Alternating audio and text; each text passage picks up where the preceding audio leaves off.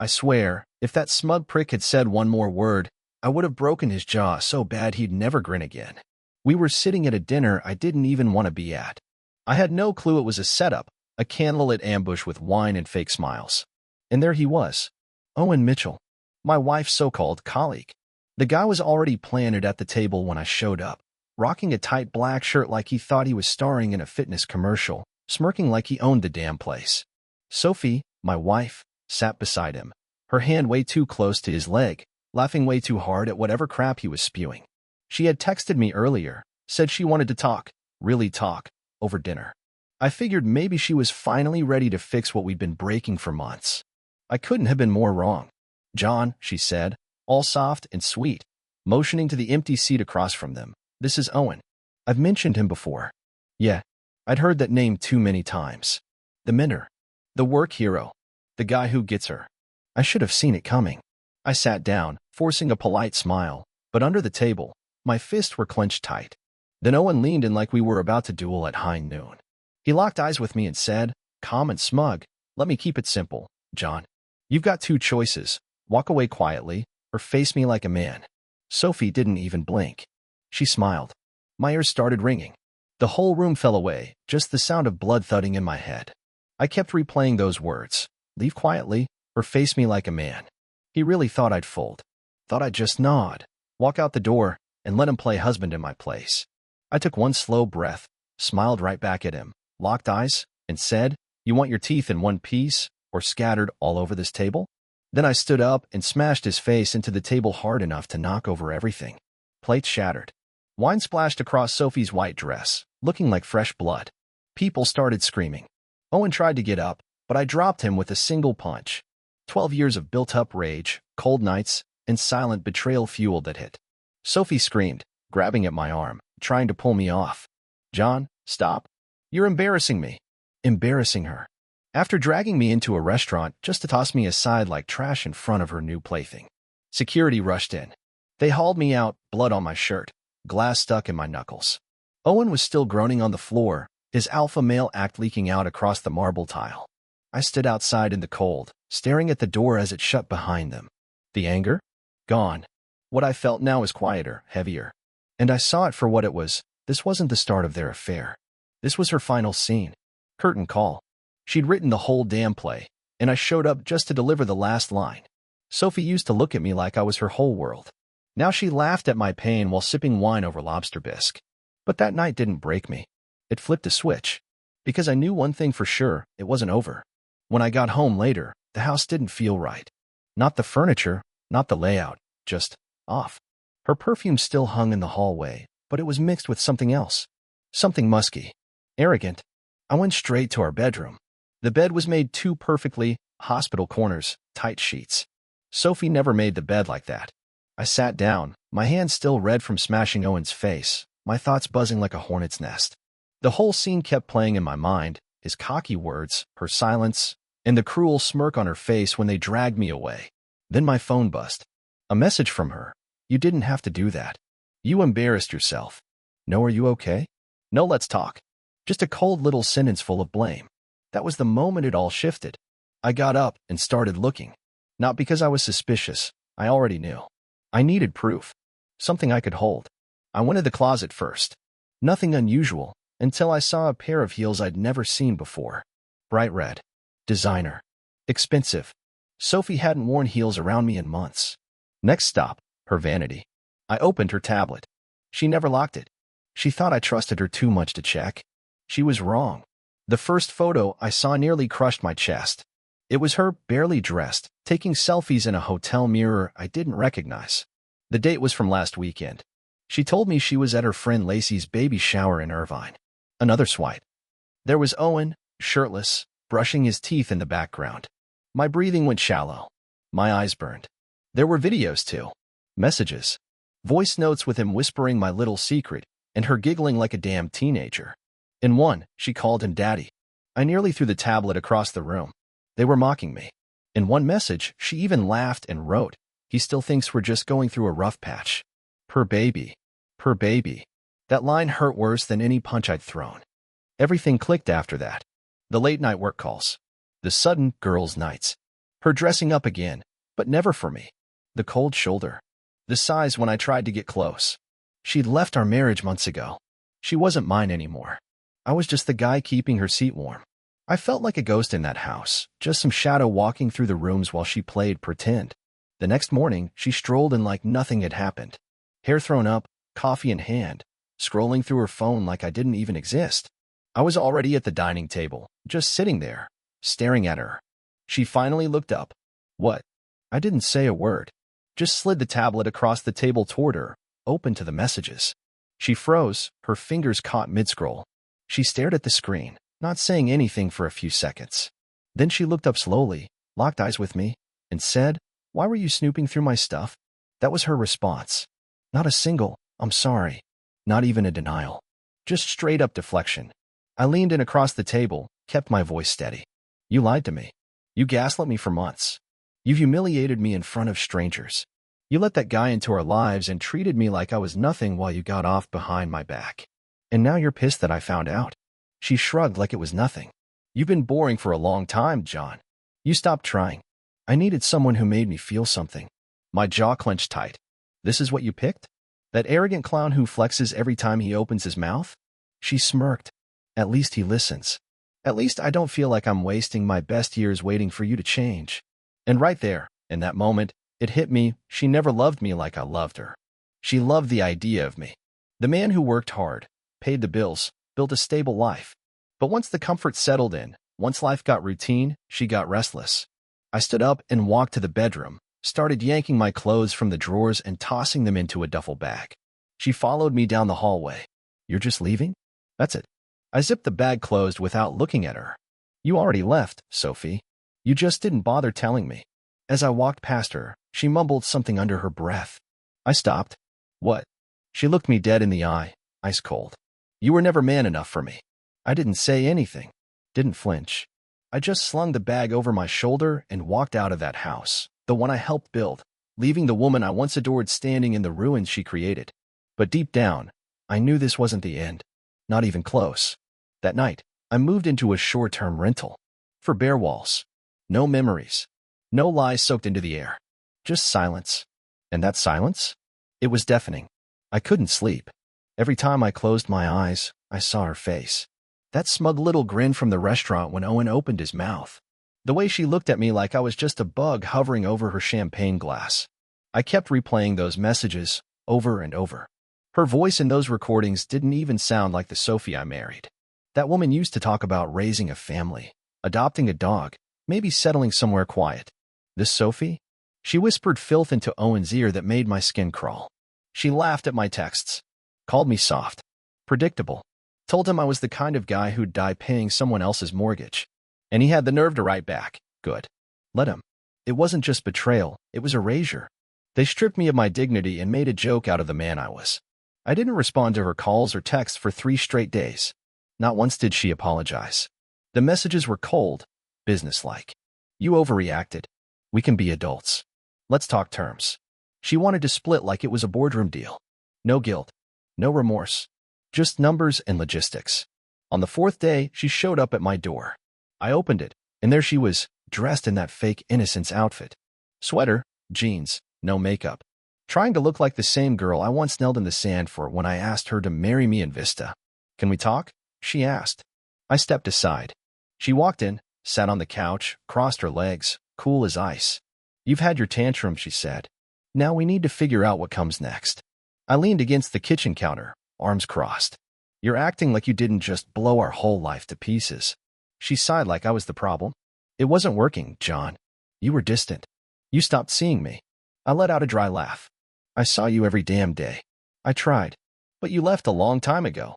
And instead of talking to me, you went and found some musclehead with the IQ of a turnip and gave him everything you promised was mine." "Don't be dramatic," she snapped. "It's not like I planned this."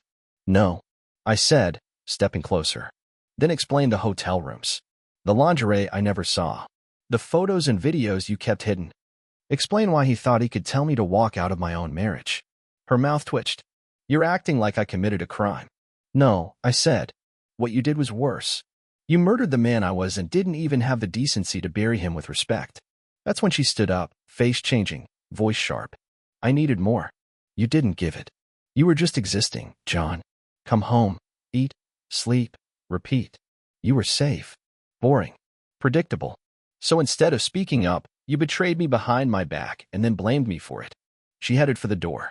You always have to be the victim, she said. Maybe if you'd been more of a man, you'd still have a wife. I stopped her right there. No, I said quietly. I don't still have a wife. I never had one. I had a parasite. One that smiled while it sucked the life out of me. She turned, eyes dark.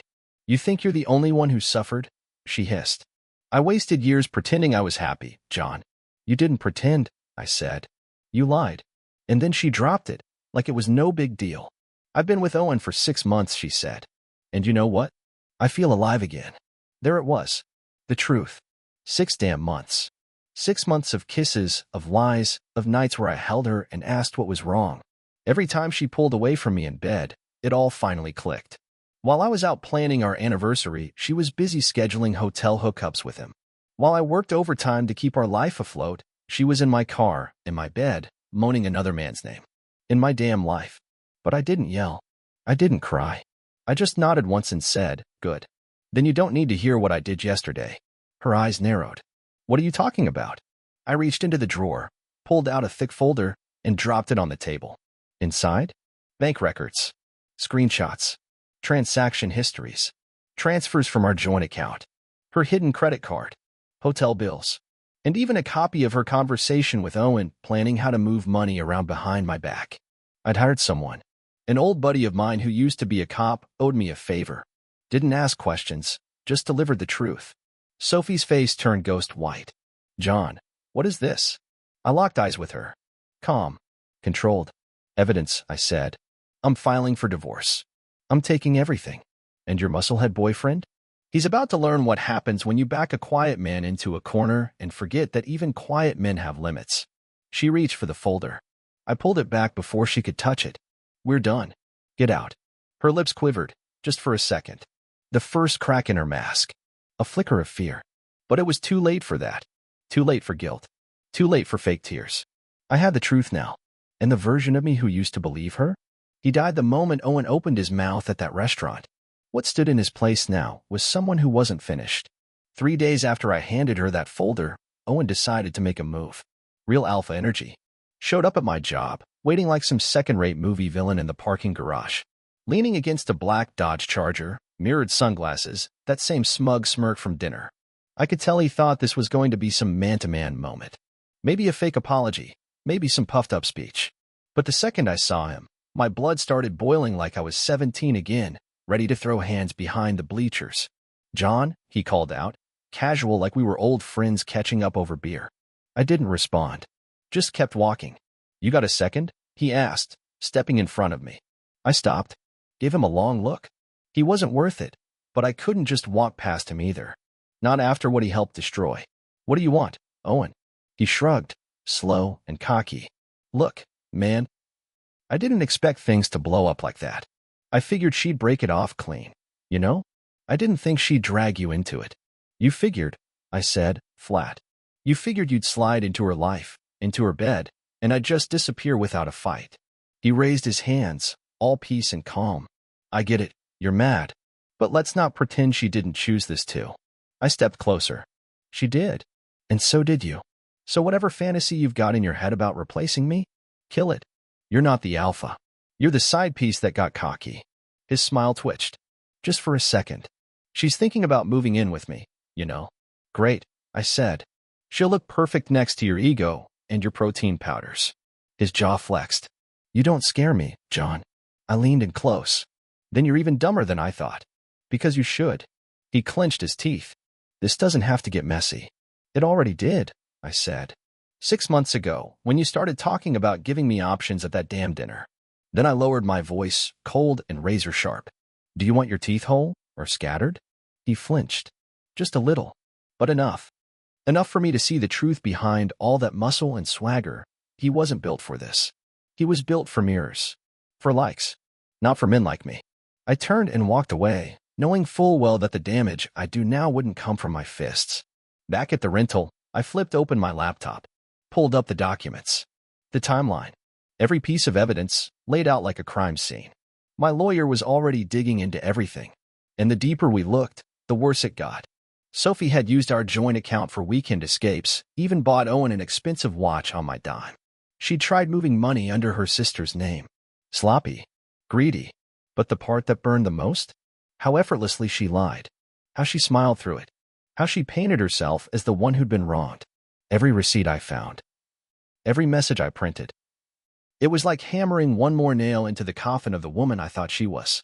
That night, the phone rang. Her name lit up the screen. I let it buzz 3 times before I picked up. "John," she said. Her voice softer now. Quieter. "What?"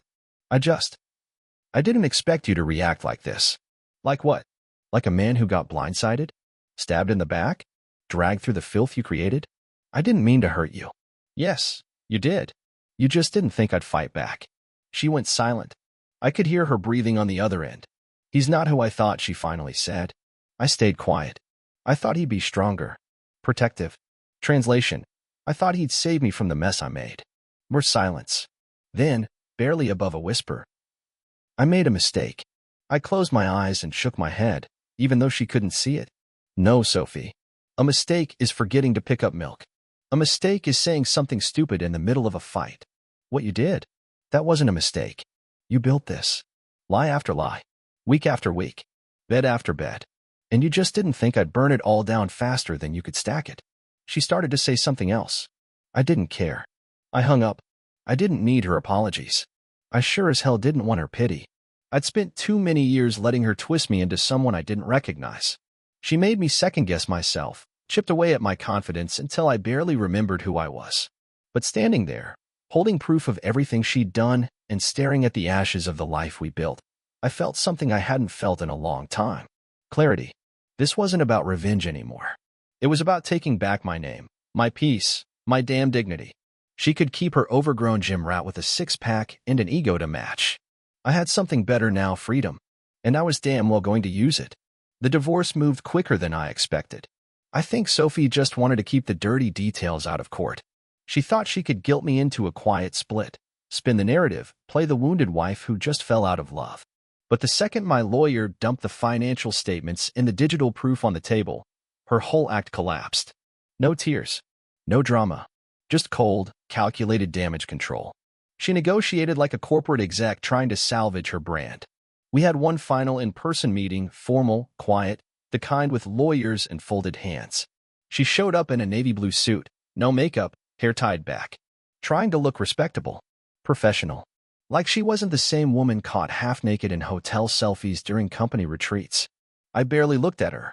At one point, she leaned in, lowered her voice. "Why are you doing this? You're humiliating both of us." I kept my tone flat. "You're not embarrassed about what you did. You're just embarrassed people found out." She sat back, ice cold, and didn't say another word for the rest of the session. When it was over, I walked out with my dignity intact. A clean slate. She walked out with her reputation cracked in two and her gym bro waiting in the car, texting her like a lost puppy. I thought I'd feel victorious. I didn't. There's no trophy for surviving betrayal. No high fives for making it through hell. All that's left is the numbness. And then, the rebuild. The nights were the worst. Not because I was lonely as hell. I've been lonely for months even with her in the house. It was the echoes. The way silence filled in all the spots her laughter used to touch. Even if the laughter had turned fake near the end. How the sheets didn't smell like her anymore. How sometimes I'd instinctively reach for my phone to send her some dumb meme, then stop, realizing she was probably busy doing God knows what with a man who thought bench press stats were a personality.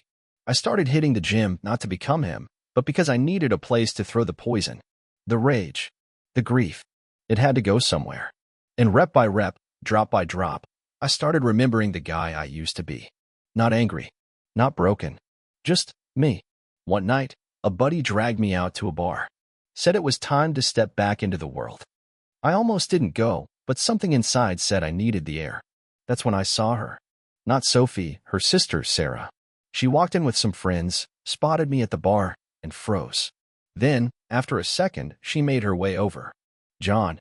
God. I didn't expect to see you here." "Neither did I said. She looked down at her drink, then back up. "I heard everything." "I'm sorry." I nodded. "Don't be. You didn't cheat on me." She gave me a soft, sad smile. I tried to stop her. When I found out, she told me to stay out of it. Didn't surprise me. Sarah tilted her head. You doing okay? I shrugged. Some days are better than others. She leaned on the bar, her eyes searching mine. Sophie was always like that. Always had to win. Even if it meant breaking something beautiful. I looked at her. Did she ever love anyone? I mean, for real. Sarah didn't answer right away. She just stared off, thinking. Then said quietly, only herself. And oddly enough, that helped. It gave me a weird sense of closure. Later that night, I walked home under a quiet sky. The kind of night where the air feels clean, like something toxic finally left your bloodstream. And for the first time in months, I smiled. Not because I'd won. Not because I got even. But because, finally, I felt peace. And nobody, not Sophie, not Owen, not even the man I used to be, could take that away from me. About a week after that night at the bar, I got a message that threw me off. It was from Owen. Started with, I need to talk. Man to man. I almost laughed out loud. The same guy who once puffed his chest at me now wanted a man-to-man sit-down like we were equals. My first instinct was to block him. But curiosity's a funny thing. So I agreed. Public spot, neutral turf. I picked a quiet coffee shop on the edge of town. He showed up late. Looked slower. Tired. Hair messy, dark bags under his eyes. That smug confidence? Gone. He sat down across from me, didn't say a word for a while. Just stared at his hands. Then finally said, I think I made a mistake. I didn't say anything. He kept going. She's not who I thought. He paused, trying to find the right word. She's poison. I leaned back, arms crossed. Welcome to the club. She used to talk about you, he said, like he needed to get it all off his chest. Told me you didn't care about her. That you ignored her. That you hadn't touched her in months. I gave a slow nod. And you believed her? I asked. He looked away. I wanted to, he said. And there it was. The real truth. He needed to believe I was the bad guy to make himself feel better about stealing something that didn't belong to him. He thought he was saving her from a cold marriage. Turns out, he was just the next chapter in the same tired story she's been writing for years. She's already seeing someone else, he said. That stopped me cold. Wait, she's cheating on you now? He nodded, shame thick on his face. She met him in her yoga class. Some guy with a boat. She says I'm paranoid, but I know the signs now. Late nights, new lingerie, sudden girls' weekends. He looked up at me, eyes hollow. It's like deja vu. But this time, I'm you. I wanted to laugh. I wanted to smirk, throw an I told you so in his face. But all I felt was tired. You played your part in it, Owen, I said quietly. Now you get to live what you helped cause. He rubbed his face like he was trying to wake up from a nightmare. I don't think she's capable of real love. She's not, I said. She doesn't crave love. She craves attention. And when it fades, she jumps ship. He didn't say anything after that. Just sat there, drowning in the wreckage he helped build. I stood. Good luck, man. I mean that. He looked up, confused. You're not mad anymore? I was, I said. But anger's heavy. And I've carried enough of it already. As I walked out of that cafe, the sun hit my face, warm and clean. And for the first time in months, I felt weightless. That evening, I did something I hadn't done in years. I sat barefoot on my porch with a glass of bourbon and nothing but silence for company. No lies. No phone buzzing. No masks. Just me.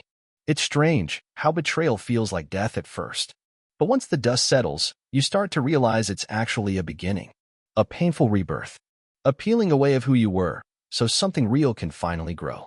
Sophie called once after the divorce was finalized. Left a voicemail. I never listened. Deleted it the second I saw her name. She didn't get closure. She didn't get the last word. That belonged to me now. I started traveling again. Weekend trips. Hikes. Picked up old hobbies I'd let die while trying to keep a marriage alive that had already started to rot. I even reconnected with my brother. We hadn't spoken in over a year because Sophie said he drained my energy. Turns out, she just didn't like that he saw through her. Sarah texted me once in a while. Nothing deep. Just check-ins and side jokes. She never pried. She never tried to fix me. She just let me be. And I appreciated the hell out of that. One night, she sent me an old photo, Christmas, years ago. Me and Sophie, surrounded by family. I stared at my face in that picture for a long time. The smile I wore. The way I held her hand. I wasn't pretending. But she was. That was the difference. I stopped mourning something that never really existed. The love I thought we had. The marriage I believed we shared. That was my truth, not hers. And that's okay. Because now, I have something she'll never touch. Peace. Accountability. A soul that didn't rot when the lies came crashing down. She's probably still out there, chasing that same high. Looking for another man to worship her until he finally sees through the smile. But me? I'm building again. Brick by brick. And this time, it's real. A few months passed. The seasons changed. I stopped counting days. Started counting victories. Waking up without that pit in my stomach. Eating without tasting metal. Sleeping through the night without hearing her voice whispering lies in my ear. Then one morning, I opened my email and saw her name. Subject line, "Please, just hear me out." I stared at it for 5 minutes. Then clicked. "John, I know I'm the last person you want to hear from. I wouldn't be writing if it wasn't important. I messed up. Owen is gone. He left after I found out he was cheating on me. Now I'm alone. I've had time to think about everything. About us. About what I did. I'm not asking for forgiveness. But I need you to understand. I was lost. I wasn't trying to hurt you. I was trying to feel something. And I realize now, the only time I truly felt seen was when I was with you. You were always there. Maybe I didn't appreciate it. Maybe I didn't deserve it. But if you have it in you, can we talk? Just once. Ash. I read it once. Then again. Then I deleted it. No reply. Because the truth is, she didn't want me. She wanted the version of me who hadn't learned to live without her yet. The man who bent, shrank, compromised just to keep her happy. That man died the night she humiliated me and tossed me aside like I was some worn-out burden. What she missed wasn't love. It was comfort. The safety of knowing someone would sweep up the wreckage behind her. She didn't miss me. She missed the doormat. And I wasn't that man anymore. By then, I was already seeing someone. Her name was Cora. We met by accident, at a bookstore of all places. I dropped a copy of The Stranger by Camus. She picked it up, glanced at the title, and said, "Pretty heavy for a guy with kind eyes." We talked for an hour that day. Then came coffee. Then quiet walks. Then a few weeks of nothing, because I didn't want to rush into anything. I had scars. I told her everything, eventually. And when I did, Cora didn't flinch. She just said, "Good. Scars mean you're healing." She didn't push me, didn't pry or poke around for details. She just showed up. Steady, warm, real. With Cora, everything felt easy. No pretending. No pressure to be enough. No mask to wear. She didn't ask much about Sophie. Only once, when she saw the way my body tensed after my phone buzzed, and I saw that name again. "You don't owe me the story," she said, soft and sure. "But if you ever want to tell it, I'll listen." And one rainy Sunday, I did. We were curled up on the couch, her hand in mine, rain tapping gently on the windows. I let it all out. Not to get sympathy, just to release it. To finally breathe it out into the air and let it float away like smoke. Cora didn't interrupt. She didn't try to fix anything. She just listened. And when I finished, she looked at me and said, "That was never about you." That was her broken reflection, trying to find a mirror. That line stayed with me. One night, I found myself driving past the old house. The place that once felt sacred. It looked smaller now. Tired. Hollow. The lawn was overgrown. Shutters crooked. Like it had given up trying to look like a home. I didn't stop. Just kept driving. And for some reason, I smiled. Not out of spite. Not because I'd won. But because I'd survived. Sophie once told me I was too soft. Said I wasn't built for chaos. That I'd fall apart without her. But there I was. Still standing. Scarred, but unbroken. The storm had come and gone. And all it did was clear the view. Now I see life differently. I trust with sharper eyes. I walk with stronger steps. I laugh with more depth. There's a strange peace that comes from losing everything. It makes you see what truly matters. Like waking up to coffee and no secrets. Like quiet evenings with someone who speaks gently and means every damn word. Like learning that love, real love, doesn't come wrapped in chaos. It walks in soft and stays. It was a crisp evening. The kind where the sky turns velvet and the air smells like something just beginning. I was sitting on the balcony of my new place, smaller than the old house, but warmer in every way that counts. Cora was inside, barefoot in the kitchen, humming to herself, dancing to a song only she could hear. I watched her through the glass for a while, and something deep in my chest settled. Peace. Not the kind you fake. Not the kind that comes from silence you're scared to break. The real kind.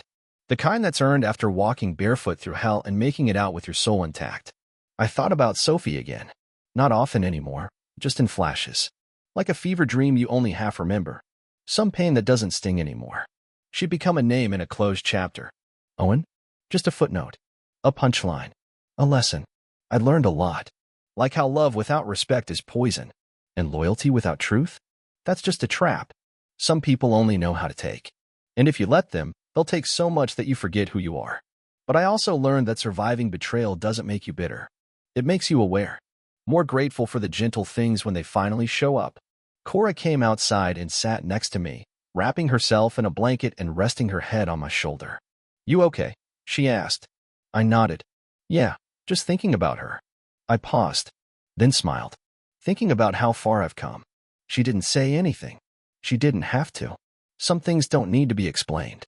They just need to be understood and left behind.